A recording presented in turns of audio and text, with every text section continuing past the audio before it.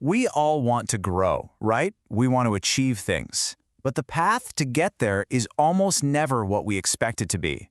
So, what does that journey actually look like? Let's map it out. We love to imagine success as this clean, simple upward climb. But the reality, well, it's a lot messier, and frankly, a whole lot more interesting. That whole idea of a straight line is a myth, and it's a myth that can hold us back before we even get started. Okay, so if it's not a straight line, then what is it? That's the big question we're going to tackle. So forget those old, simplified maps you might have seen. We're about to explore a new one that shows the true territory of what it takes to really achieve something. And here's the map we're going to use. I want you to think of growth as moving through 5 distinct zones, kind of like rings. You start in the center and you work your way out. Each one has its own set of challenges, and just understanding them is the key to moving forward. It all starts right here, in our home base, the comfort zone. This is where everything feels easy, it's familiar, it's totally secure. We're in control here. And look, it's not a bad place to be, but it's a terrible place to stay. And that's really the two-sided nature of comfort. On one hand, it's absolutely essential. We need it to rest and recover. But if we make comfort our permanent address, that feeling of stability starts to look a lot more like stagnation. Our ambition kind of fades away, and growth just grinds to a halt. So what happens when we decide to step out? Well, we walk right into the next ring, the fear zone. This is the first major hurdle. It's the place where that safe, predictable feeling just evaporates. And honestly, this is where most people turn back. Does this sound familiar? In the fear zone, that little voice of doubt in your head gets really, really loud. It's just a constant barrage of what-ifs and self-criticism. It feels super disorienting, and it is so tempting to just retreat back to the safety of what you know. But this is where we have to totally reframe what fear actually means. See, it's not a stop sign telling you you're on the wrong path. It's a signal. It's a sign that you're at the very edge of your current abilities and you're about to expand your world. It's not a wall, it's a border crossing into new territory. Now, if you push through that border crossing, you arrive here, the learning zone. This is the training ground. This is where you get to stop pretending you have it all figured out, and you start the real work of building actual competence. And how do you thrive here? You have to embrace being a beginner again. You ask questions without feeling ashamed. You accept that you're going to make mistakes. That's part of the deal.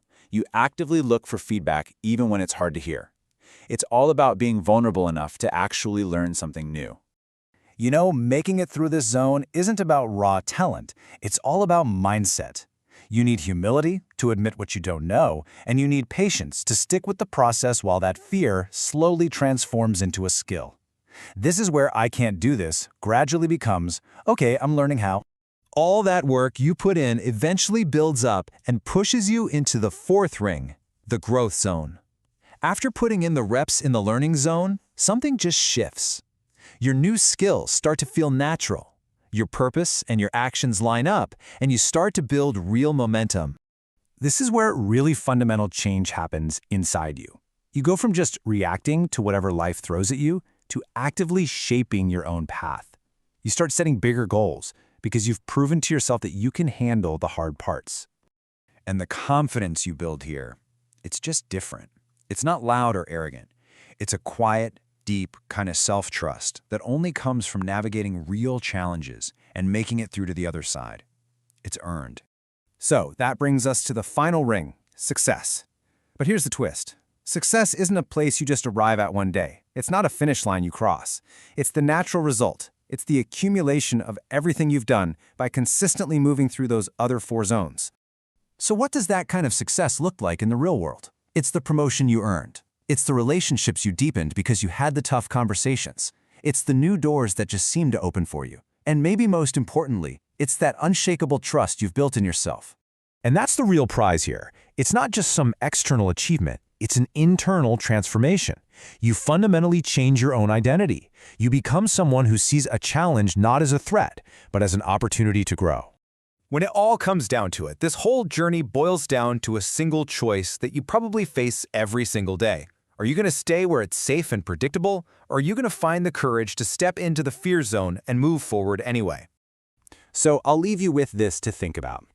Looking at your life right now, what zone are you in today? And more importantly, what is the one single step, no matter how small it feels, that you need to take to move into the next one?